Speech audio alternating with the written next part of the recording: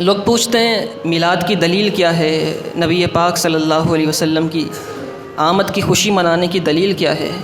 میں ایک بات کہتا ہوں کہ یہ فیشن بن چکا ہے اب، کہ جب تک غربت ہوتی ہے نا لوگ دین کے قریب رہتے ہیں۔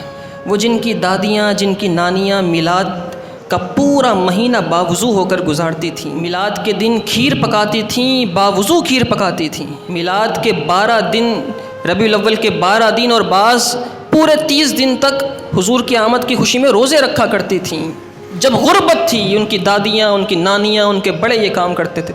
تھوڑا سا پیسہ آ جائے تو وہی لوگ کہتے ہیں کہ ہمیں تو میلاد کی دلیل ہی نہیں نظر آتی۔ اب یہ فیشن بن چکا ہے کہ وہ کام جو غریب کر رہے ہیں، پیسہ آنے کے بعد میں بھی اگر وہ کام کرنا شروع کر دوں تو مجھ میں اور اس میں فرق کیا رہ جائے گا۔ لیکن بخدا محبت ایسے نہیں ہوتی، عشق اور پیار ایسے نہیں ہوتا۔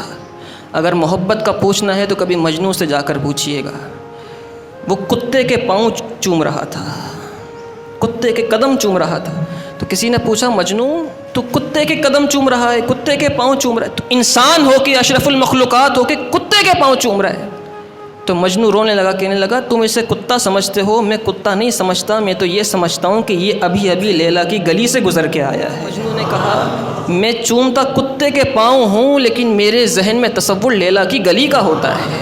محبت جو ہے وہ دلیلیں نہیں مانگتی، محبت دلیلیں نہیں مانگتی۔ ہم اپنے لیے، اپنے لوگوں کے لیے نعرے بھی لگاتے ہیں، گھروں سے باہر بھی نکل جاتے ہیں، جلوس بھی نکال لیتے ہیں، کچھ اپنے اوپر مسئلہ آ جائے تو پورے پروسیشنز ہوتے ہیں، پروٹیسٹ ہوتے ہیں، سب کچھ ہو سکتا ہے۔ لیکن جب نبی پاک صلی اللہ علیہ وسلم کی ولادت کی بات آتی ہے تو ہم کہتے ہیں کہ دلیل دو، حضور کی میلاد پر دلیل کیا ہے؟